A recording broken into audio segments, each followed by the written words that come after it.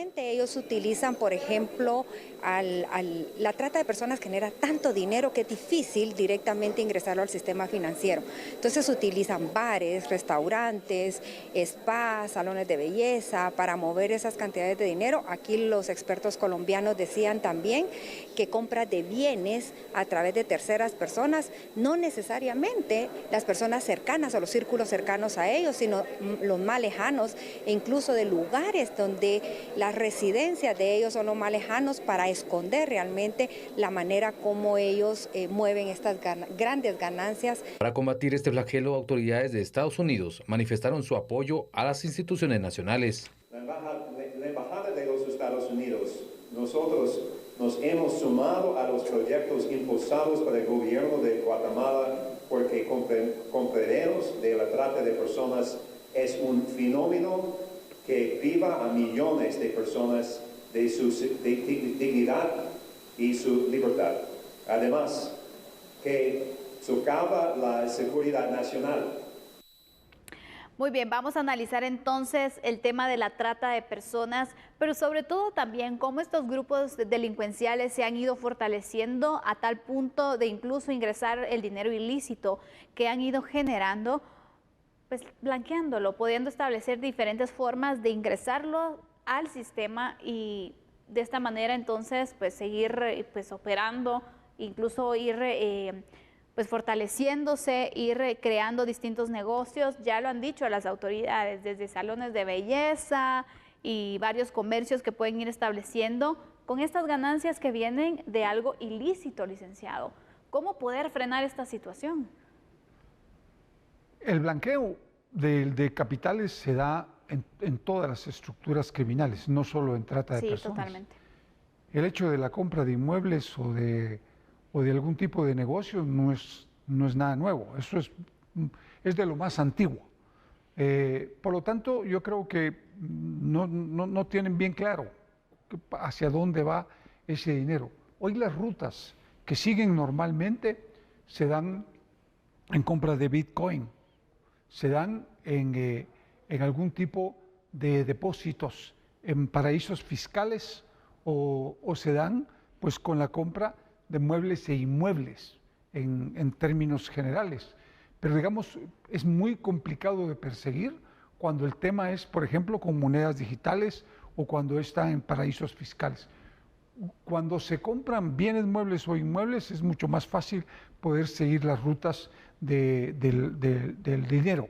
En el caso de la trata de personas, déjenme decirles, Andy, que es uno de los delitos que más dinero producen. Primero está la venta de armas, el narcotráfico y después la trata de personas en el mundo. Es un tema bien complicado porque efectivamente se manejan cualquier cantidad de dinero. Es un negocio transnacional que implica estructuras criminales transnacionales.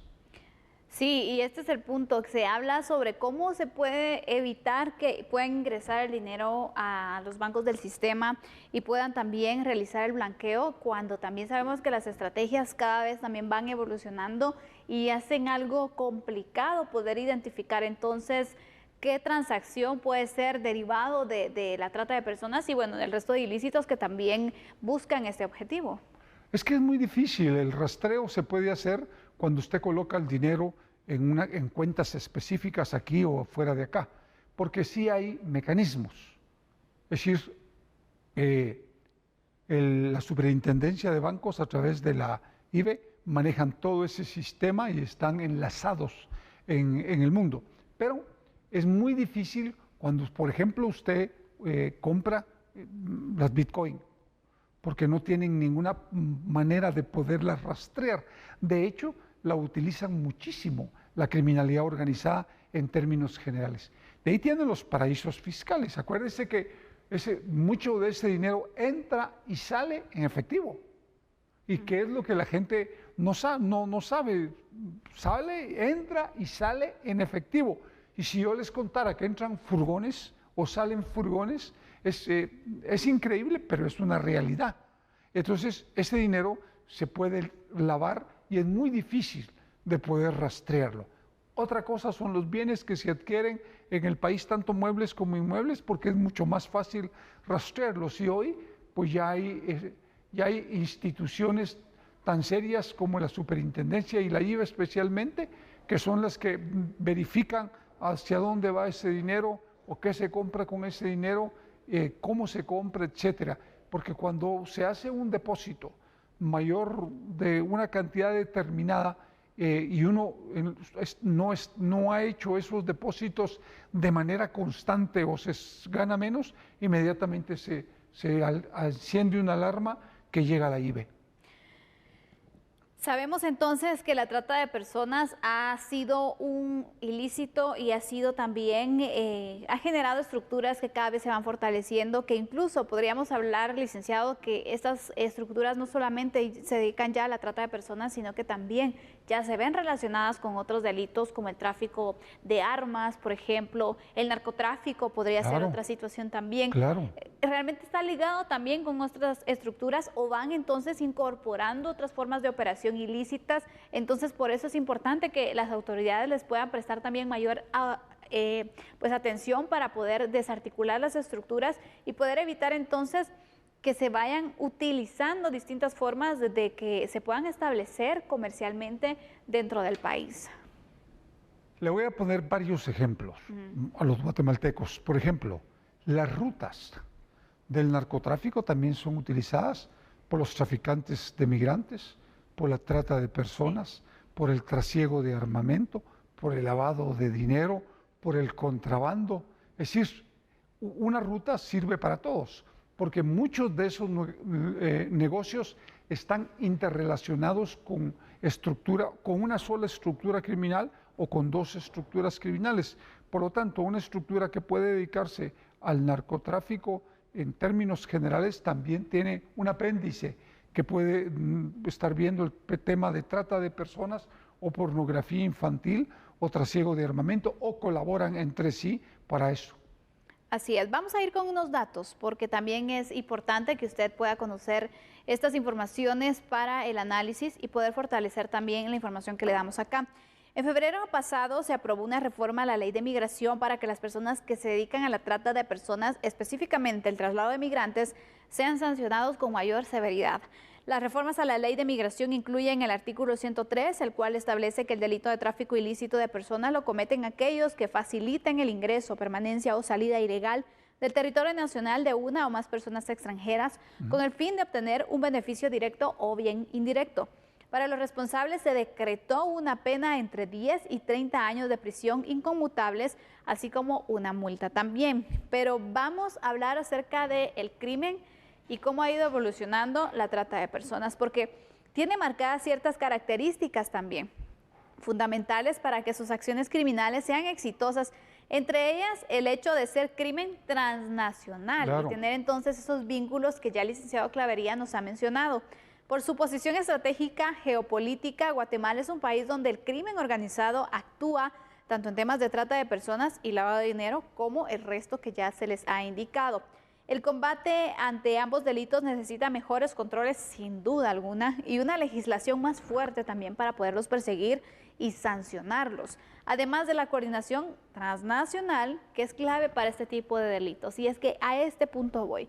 Si el delito es transnacional, ¿por qué los esfuerzos y las operaciones en contra de estos delitos no actúan de la misma manera? Es decir, existe un divorcio entre el trabajo que se puede hacer entre los países que se ven afectados, es decir, la región, para poder combatir también estas estructuras, porque hay estructuras que funcionan en Guatemala, sí, pero que también están conectadas con otras en México, están conectadas con otras en El Salvador, en Honduras, en Nicaragua.